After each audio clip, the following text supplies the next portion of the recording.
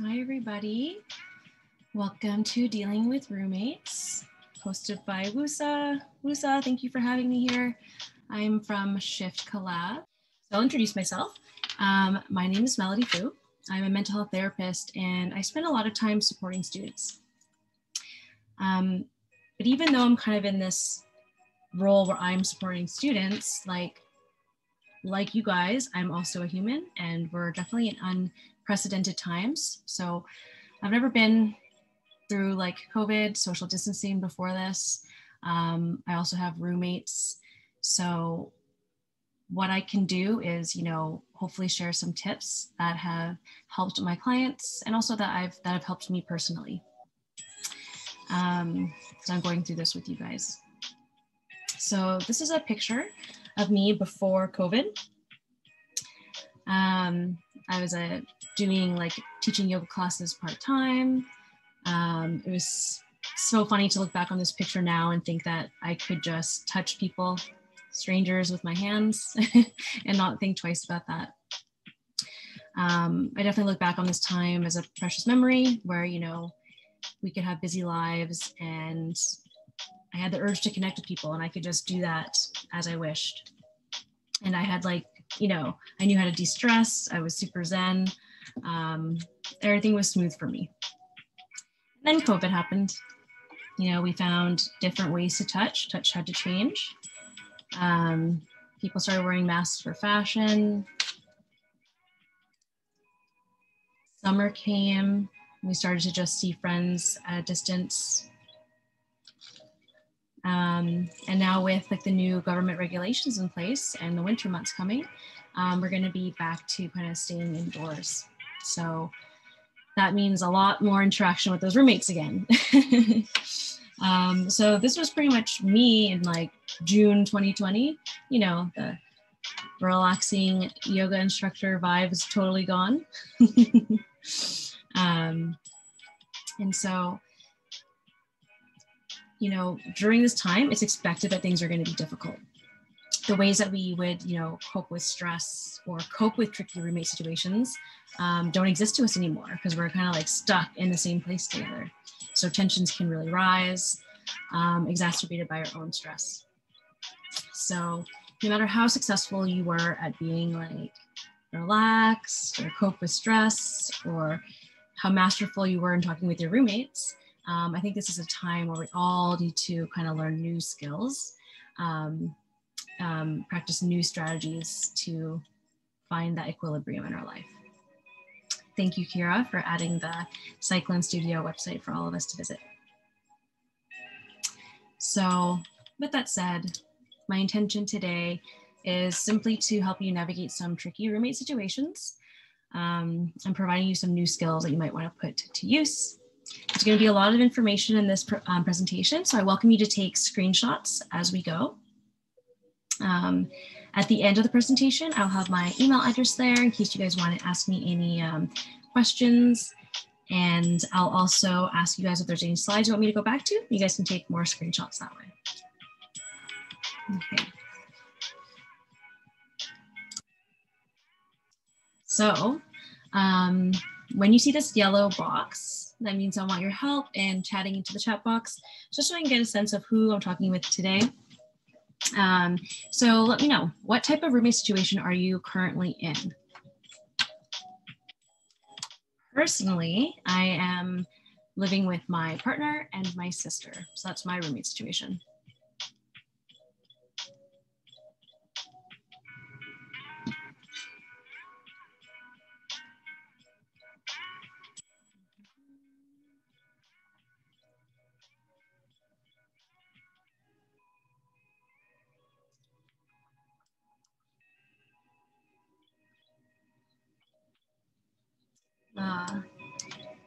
Hello to you. You're living with a friend and a stranger. Our other friend here, BJ, is living with a student in the same school program. And our friend Kira is living with her partner lots of time together. Okay, thank you for sharing that with me. So I know you guys are coming from. Anyone else, feel free to like type in as the presentation goes on. Okay.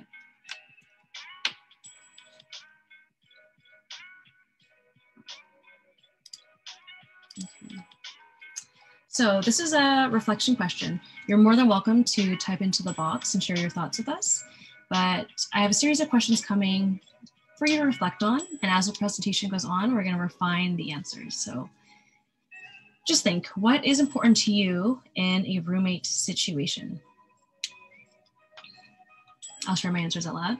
But for me, I think what's most important in a roommate situation is two things.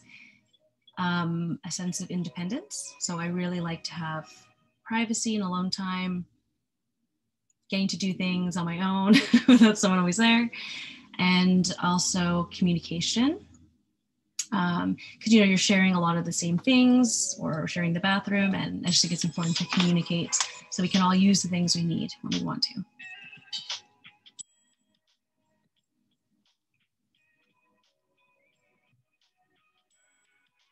Give you guys a couple more seconds to kind of reflect on this.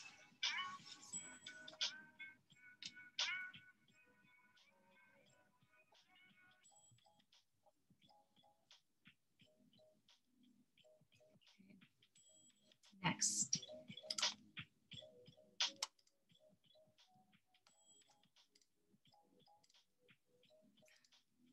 Sorry, my fingers are clumsy today. Okay, what do you need to do? What do you need to feel comfortable in your living space? What do you need to feel comfortable in your living space? So for me, I definitely need, my home is like my sanctuary where I can just relax and de-stress. So I really, really need like comfortable blankets, pillows, like comfortable seating, place that at the end of the workday I can just go and be like so comforted and just like clothed in a weighted blanket.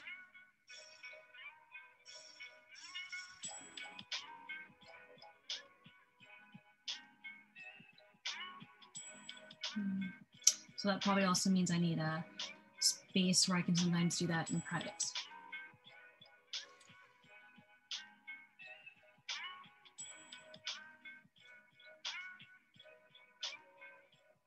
Clean space, no dishes, keeping up with chores. Yes. That seems an important need and a tricky roommate situation, one to figure out. Okay. Next question. What are the optimal conditions you need to do work or study or be productive?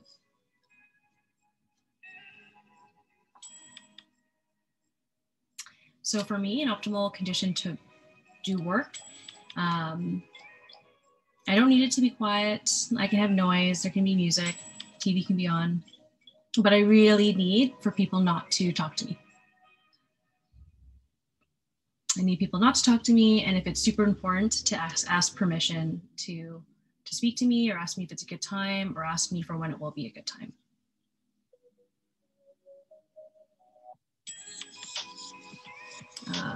Thank you, Vivi. Needing your own space to do work.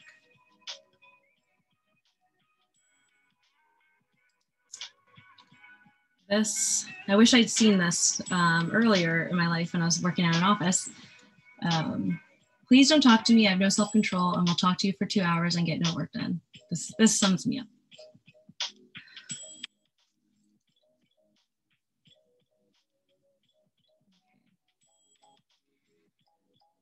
So now that we've had some time to reflect on certain types of things we need in our living situation, I just want you to reflect on, like, how do you share these needs with other people you're living with?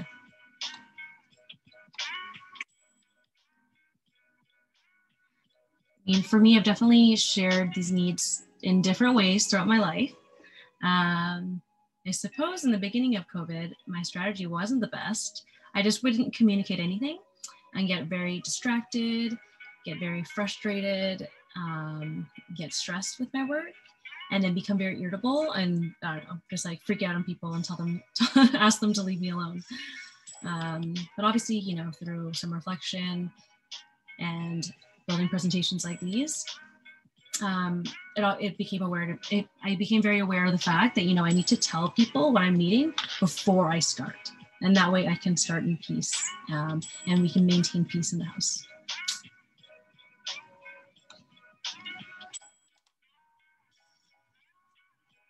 Okay, the next question, this is for our chat box. So what is the most challenging thing for you about living with your roommates? I would like to repeat Kira's suggestion. I think for me, the most challenging part of living with roommates is like different standards of cleanliness, chores, yeah, difference of opinion of like what's more important than other things to keep clean, and then sharing things in the kitchen.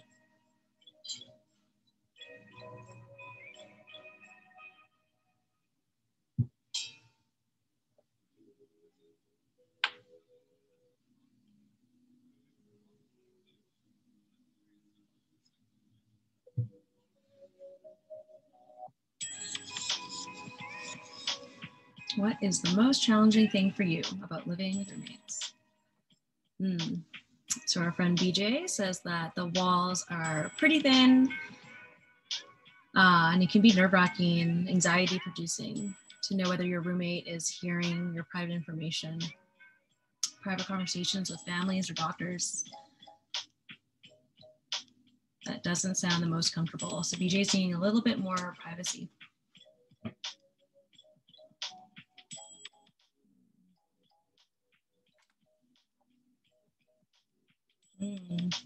Someone else seconds this.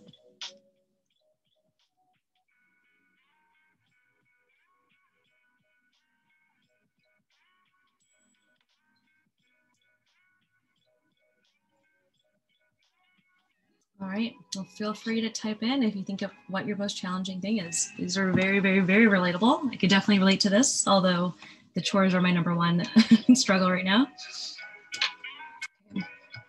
And I personally believe that living with roommates is so difficult because if you guys have ever seen this is like Maslow's hierarchy of needs.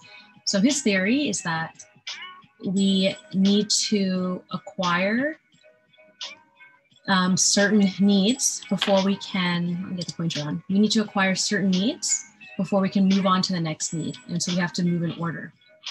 So first of all, we need to secure ourselves like food, water, just like the basic things that our body needs. And then we need like a safe place to live, to feel secure. And once we have these two very basic building blocks of living, we can move on to more complicated goals like building relationships, romantic or friend-based. We can start to focus on work and school, self-improvement. And then at the very top, we can really focus on becoming, like witnessing our full potential. And so we need to secure these basic things first as the foundation before we can even start thinking about those other top things. And so I think roommate situations are tricky because you're living with these other people and you have to negotiate these basic things every day. So, you know, who's eating my food? How much rent am I going to pay? Who's paying it on time? But at the same time, we're all working or going to school or studying or pursuing other hobbies. And so every time we have to take a break, a mental break from these things to renegotiate these bottom things, simply just like, okay, very frustrating, hard to focus, gets in the way. And when you're feeling like this blob, like it's going to make it very difficult for you to be able to communicate with the people you're living with.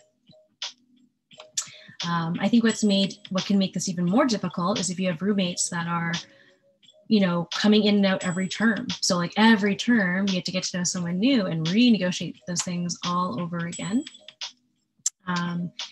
And, you know, we're all coming into this roommate situation with different lived experiences, different expectations, just different norms from our past house. So very tricky, very common struggle. Quick note to Vivi, if you want to share your chat to everybody, just change your chat setting to panelists and attendees. Otherwise, only I can read you. Okay. So knowing why it's so difficult, like the golden question is, what makes for a perfectly smooth group of roommates? I certainly don't know the answer to that, but Google tried to find out a similar question. Google wanted to know, like, you know, as a company that hires like bright, intelligent people, they had certain groups of coworkers that would work so much better than others. And they were like, why is that? How can we figure out what that is and bottle it and have all of our groups work so smoothly together?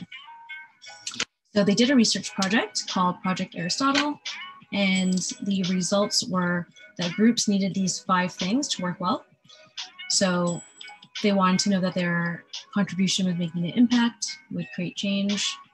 They wanted their work to feel meaningful. They wanted to have some structure and clarity. They wanted to feel like they could depend on each other. But at the very, very top was psychological safety. So this means that they just felt comfortable speaking to each other, comfortable taking risks, just generally okay to be vulnerable and share what's on their mind.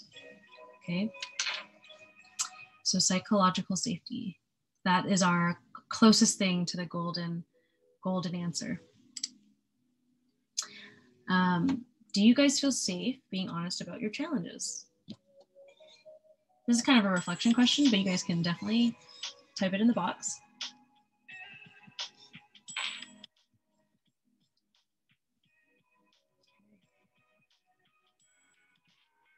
Well, whether you feel safe or not, it is still a super hard thing to do. It's going to feel even harder if you don't feel safe. But even if it was, it's super difficult. So our friend BJ says, not comfortable sharing those challenges, some fear of being judged. Yep.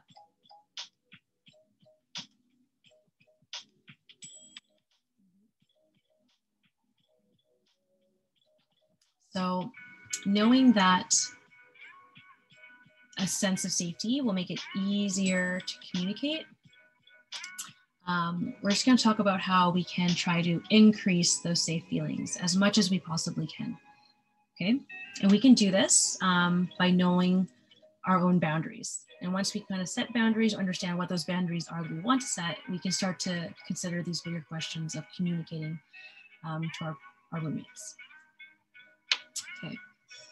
So what are boundaries? A boundary is a limit or space between you and that other person. So it's a very clear line of where you end and that other person begins. The purpose of setting a healthy boundary is to protect and take good care of yourself. So simply, boundaries communicate how you want other people to treat you. And I think that the word boundaries can have a really like negative connotation. So I think it normally sounds like, here's my boundary, like stay out of it. Like you're not welcomed. But boundaries are important for people you want to keep out and people you also want to keep in, because the people in your life that you want to have a long-lasting relationship with, it's actually an invitation to build a relationship with you, because you're saying, if we're going to be friends for a very long time or work together or live together for a long time, here are things I need to be happy. And so I want to continue this partnership, and we can do that by knowing what my boundaries are. So I think it's an invitation to connect. A little analogy for that is like a plant. You know, you buy a plant, it comes with a little instruction tag, and it tells you how many times a week it needs to be watered, tells you how much sunlight it needs, tells you the type of soil, and it also comes in a little like pot. So this plant's just saying, you know, here are the things I need to thrive. Please don't step on me. This is my little area of privacy. And if I respect those things, then me and this plant can coexist, and I'll have a beautiful plant to decorate my space. So it's just a way to communicate what each person needs in order to be happy. And when everyone's happy, then the whole group can be working smoothly together. Okay. So let's imagine that this is our like personal house of safety. It's just a metaphor in our minds. We have variations of doors and windows and walls that show like our physical boundaries. So there are 3 types of boundaries. The first one is a wall. These pictures are a little bit hard to decipher. I apologize, I'll explain clearly. So this here is a picture of a wall. This represents a rigid boundary.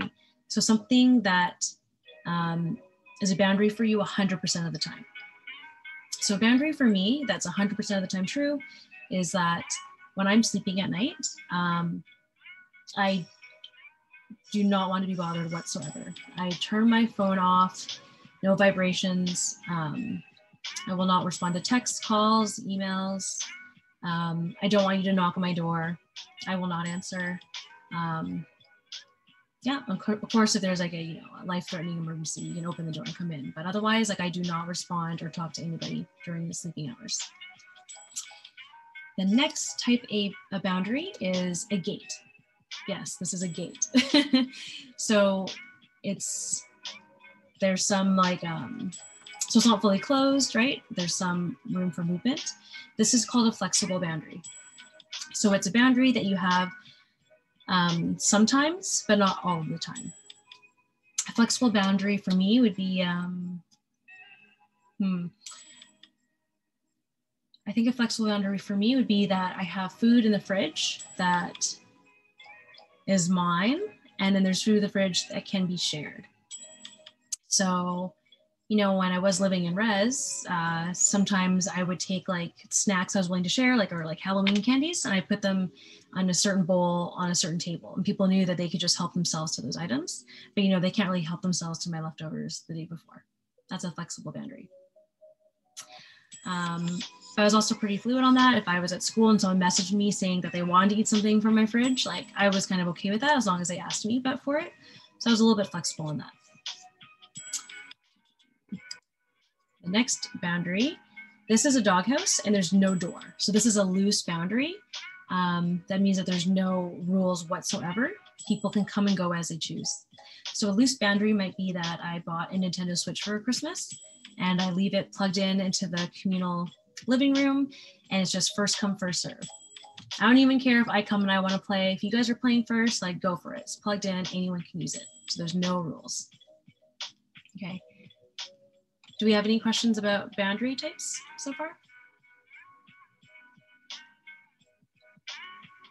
All right, well, I'm watching the chat if any questions come up. Keeping this information in mind about different types of boundaries, we're just going to start refining some of the questions at the start. So the questions at the start, what are the optimal conditions you need to do work, study, or be productive? What do you need to feel comfortable in your living space? I want you to take out a piece of paper, if you wish, and you're just going to make 2 columns. So the first column is my personal policy is, for example, I need a quiet place to study. I think someone mentioned this earlier. And what you need from others is to leave you alone during that time or to ask if you're free to talk. So make 2 columns, think about your earlier answers, and write them down.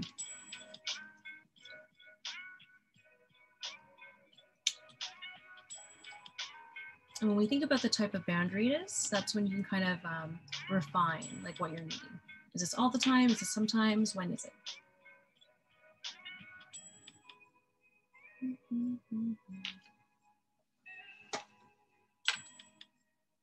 I'll let you guys have like, I don't know, a minute or a minute to write this down.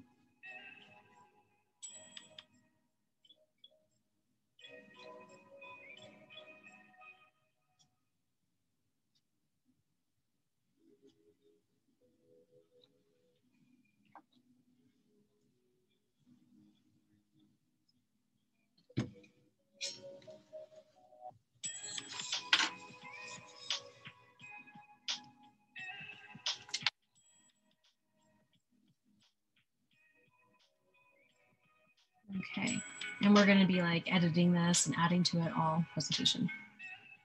So that now that we have a kind of an idea of what we're needing, we're going to talk about the scary part, which is actually asking for it.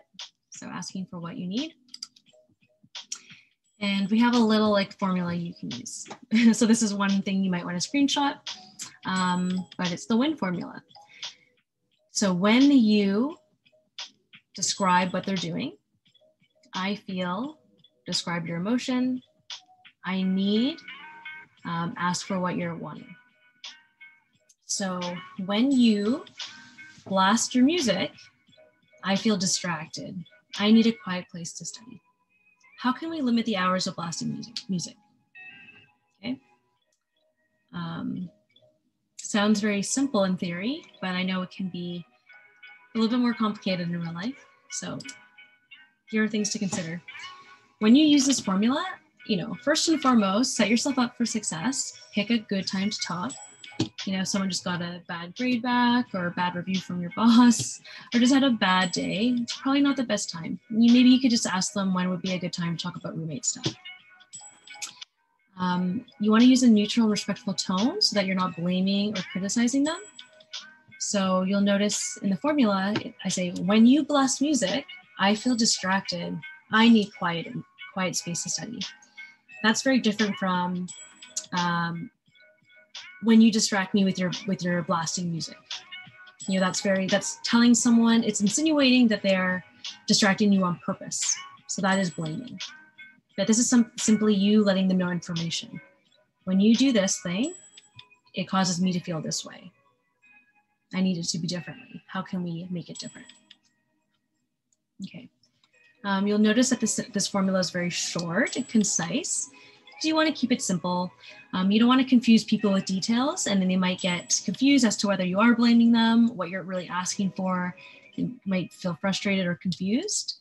So keep it simple and be open to negotiating, problem solving, giving time, right? So that way it is a collaborative question you're asking. You're not kind of being like a dictator. And so those are your tips to make it as successful as possible. Know that when you use this formula, it doesn't mean that it's going to be successful for sure. It simply means that this formula will be more likely to give you the result you're desiring. And the more often you do this over time and show people this is how you're communicating and working with them, then over time you might be able to get what you want more often, and people will start to understand where you're coming from. So no, it takes time to build this new habit, and it takes time to build a new understanding between people. You might, if you are going to go through this way of being assertive and asking for what you need, you might have to consider that if they're not cooperating or respecting the decision you guys have made together, you might actually have to set a consequence. So it could be like, if I can't have a quiet time to study, I don't think I can live here next term. Okay, that would be a consequence. Now, to remember these tips, because I realize there's a lot of them, there's actually an acronym. So remember to give and be fast. This is how we could use the WIN formula in our interactions with our roommates. So the give skills, these are reminders that help us maintain a healthy, enjoyable relationship with the other person. So you want to be gentle in your approach, use an easy tone, be kind, no attacks, not making any threats, even with your body language. Act interested in what they're saying. So actively listening to that person, maybe repeating back what they're saying, asking questions about what they're saying. Showing with your body language that you're fully listening to them as you bring up this win. Validate their perspective. So that just means that you're showing acknowledgement for their point of view. So, oh, I understand that when you were blasting your music, you didn't know that bothered me. And now I'm letting you know that it does and that we need to change it. So validating their perspective on the situation. And then again, just using an easy manner. So try to be lighthearted, have a soothing approach. So these are the ways you can act to make WIN successful. And then fast. fast skills helps us deal with the situation in a way that we can be proud of. So sometimes we get what we want from other people, but the way we got what we wanted leaves us feeling really may lead us to beat ourselves up or kind of regret how we approach the situation. So for example, when I tell someone that their blasting music caused me to be distracted, I could have done it in a very violent, scary way to the point that they're like, okay, fine, I'm never gonna blast music again. And I'd walk away being like, yeah, woohoo, I got what I wanted, but maybe I don't feel so good about how I did that. Or maybe I said, please don't blast your music. And then I started breaking down about how all my homework's not done. And so because I was crying so much, they're like, okay, I'm gonna stop doing that. And then I walk away being like, oh, darn, I feel like I didn't, convey the message I wanted to convey. So fast skills. F, be fair. Understand that they have a need too and you have a need. So trying to balance both of your needs at the same time. Being able to compromise. Don't over apologize.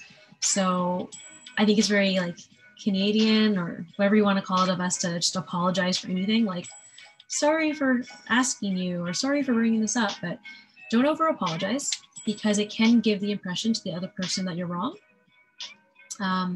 Sometimes it gets on people's nerves if you apologize too much, and over time, over apologizing can lead you to feel kind of less competent, or that you're asking for something that's not that you don't deserve to be asking for. So don't over apologize. Just do it when you really are sorry about something. S is for stick to your values. So sometimes when we're having a really difficult conversation with someone, you'll just completely sell yourself out because you want the conflict to be over. So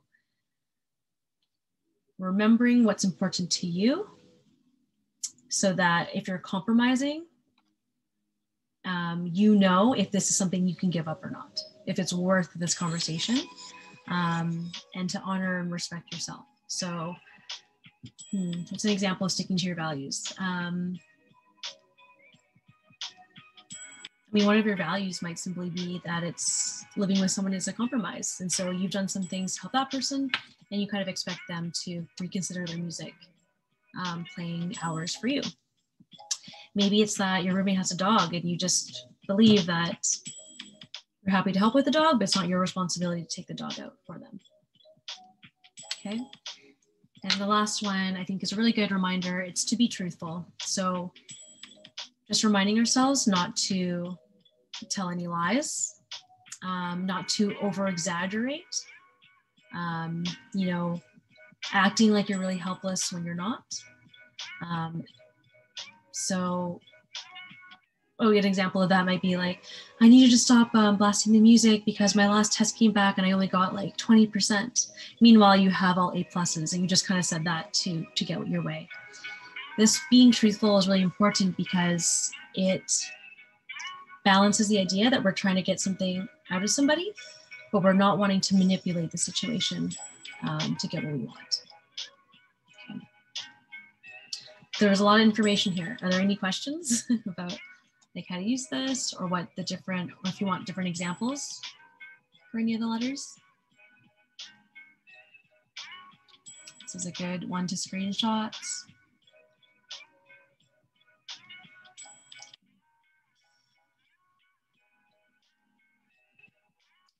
So I'll recap. We have our needs. We'll ask for our needs by using the WIN formula. And when we're preparing to do the WIN formula, we're going to remind ourselves to give in our approach and be fast. And so once we've nailed the delivery of our WIN statement, this is a little model of just how to check in. So identifying need or problem, that's our 2 columns that we created together. We say the WIN situation with our roommate and we co-create that solution. So we work collaboratively to figure out when is blasting music going to be allowed and when is it not going to be allowed. And then we'll ask the other person to check in, like, and I'll help us out on this too. Can we follow up in a week or in a day or in a month and see how this is going? And then you meet, you see how it went, like what worked for one person and what worked for the other person. Then you make revisions, things that need to be changed. And then you ask to check in again. And you guys just keep on going through the cycle again and again. And just know that every time you change, you know, you might identify new problems or new things you guys want to work on. So it's a never-ending process of just checking in with the other person to make sure that all roommates are feeling heard and getting the most out of their experience. So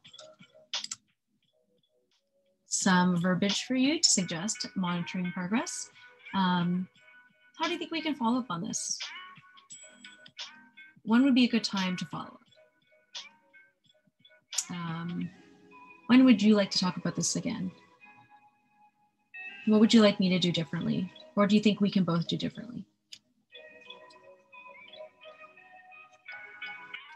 And that way, you presenting a need that you have can feel a little bit scary because you are asking the other person to also share anything that they need changed. And so it's actually an opportunity that you're opening the door for someone else to also say something they need that maybe they've been too scared to share with you.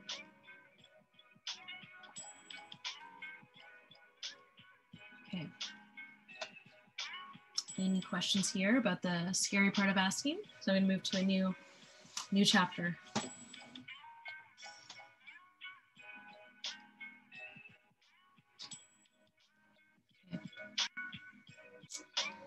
So what else might you need? The things we talked about so far are things that you need to feel happy in your roommate situation and that you actually need to talk about with the other person. These next items might be things that you need in your living situation that may or may not need to be addressed. So I just want to bring them up for you guys to kind of brainstorm and make the most out of your time in your wherever you're living. Okay. So we talked about 3 types of boundaries in terms of like how firm they were. We can also divide boundaries into different categories. So we have physical boundaries. So the plant's little pot was a physical boundary. There are time boundaries, spiritual boundaries, intellectual boundaries, material boundaries, and emotional boundaries. And this might be kind of related to some of the needs you guys were explaining earlier about feeling nervous that people are hearing your private information. So an emotional boundary is when we feel like we want to be there for our friends or whoever we're living with, but at the same time, some of the challenges they're dealing with might be too heavy for you. And this is where you might need to put an emotional boundary up, taking a step back. As that support person, a material boundary, that might be things about like finances or items. So it might have been, please don't use my Nintendo Switch on the weekends, or don't take the Nintendo Switch from the house and bring it somewhere else. It could be how much we decide to all pitch in for groceries or cleaning supplies. So I might have like I can only afford $20 a month for the cleaning supplies, or I can't afford to pitch in for a cleaner anymore. I just need to clean it myself. An intellectual boundary will be intellectual topics. So you might feel that you aren't comfortable talking about some of the political unrest that's been going on. And so when you're in a group setting, you make a point to keep the topics light, or to even choose to disengage when those topics come up. And that's okay. That's one of your intellectual boundaries. Or even saying that if someone asks you a direct question that you don't feel comfortable answering. Okay. And then a physical boundary, that's like your space. So it could be your bedroom, or if you have a shared bedroom, like what areas of the bedroom are totally private for you, like your drawers, your cupboards. Maybe it's just your study space that you guys share, but a certain time of day, it's yours. There are time boundaries. So for me, this was one, it's, we're roommates now. We're spending a lot of time together during COVID, but maybe when you go for some of your walks, you don't always want someone else to come with you. You want to go on your own. So knowing that's okay to have a time boundary. And then the last one, spiritual. So this could be interpreted in a lot of ways, but it might be that you have some spiritual beliefs. You don't want those beliefs to be questioned or to feel like you need to respond about your spiritual beliefs. It could mean that you need a certain room at a certain time of day to practice some of your spiritual beliefs. And so just being able to practice your spiritual beliefs safely. So if we go back to our paper with the 2 columns, I just want you to go through those items and kind of consider the categories. I have this up, sorry, I'll show you there. Reconsider these categories and just think, are there anything from these categories that you want to add to what you're really needing? Just helps us kind of brainstorm a little bit more.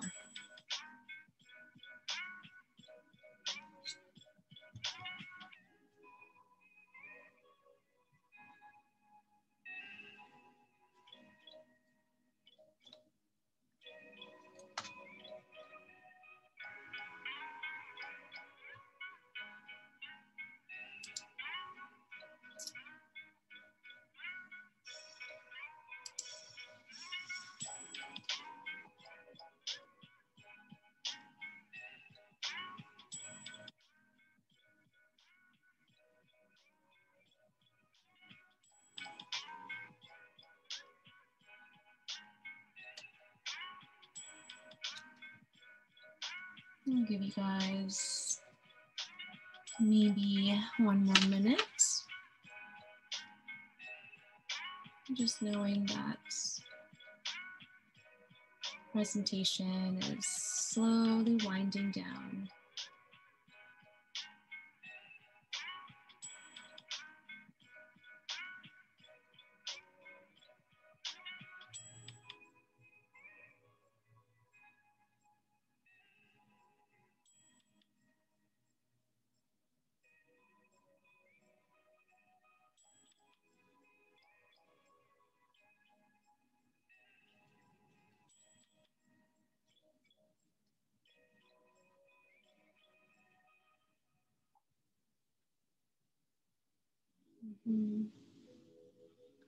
Sometimes when we acknowledge these other needs we have, these needs that we can actually take care of on our own without communicating to others, it just can create a greater sense of comfort at wherever you're living. And it could just reduce tension in the house because you're kind of giving yourself permission to respect these boundaries and set boundaries in these areas. Okay. So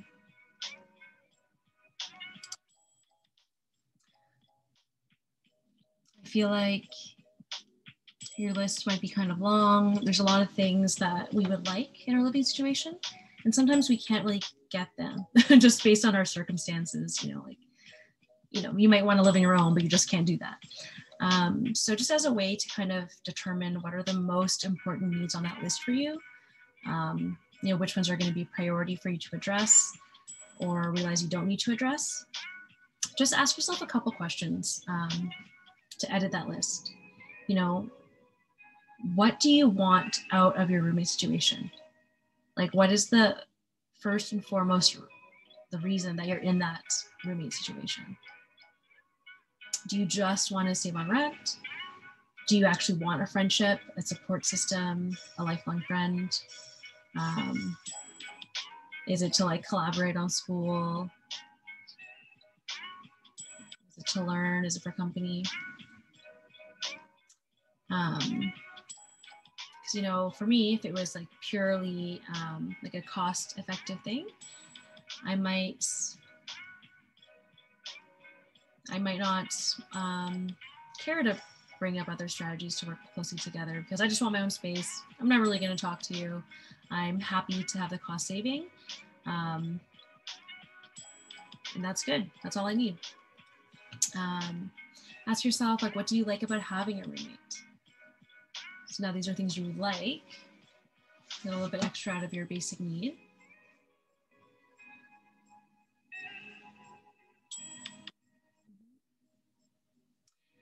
So if I simply want to share my rent, I like having privacy.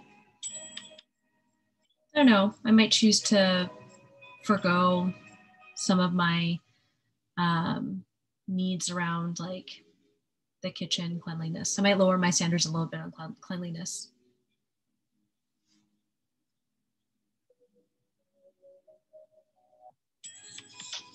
And then just considering how things can be better for your two main priorities. Like maybe the main priority you wanted was to share rent, and this person's not paying their end of the rent on time. That's probably something that could be better, and that's worth discussing for you, worth having that scary conversation, worth practicing win, give, and fast.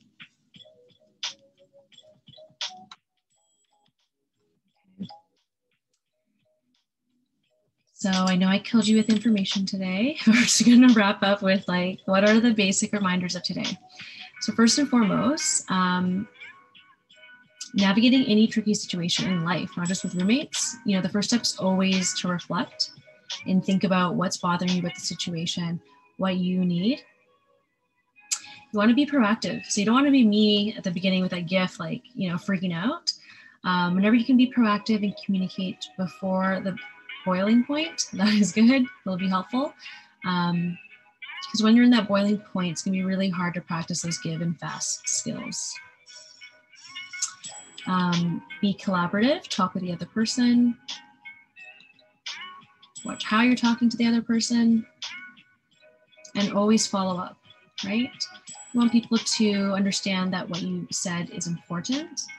And it's just not like something you're going to forget about. So following up.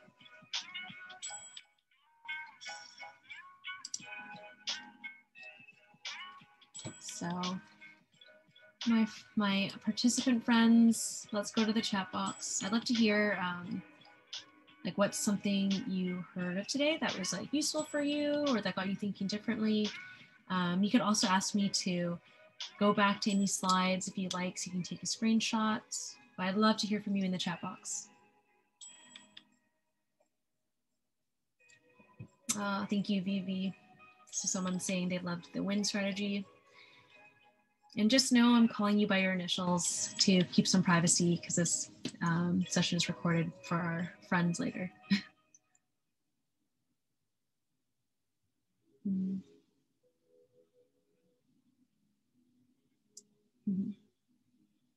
When you guys write in the chat box, I feel like you're listening and I feel heard.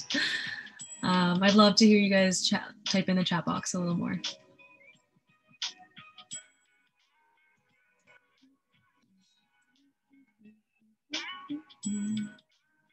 All right. Okay.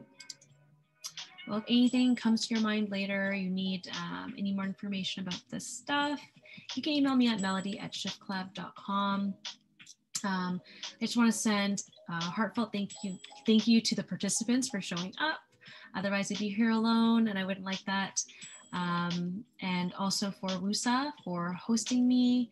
And of course, Cyclone Spin Studio for supporting this event as well. Cyclone is super passionate about empowering others to work hard and to support one another. And they really want you to be a part of something special. So check out their studio. It's cyclonestudio.ca.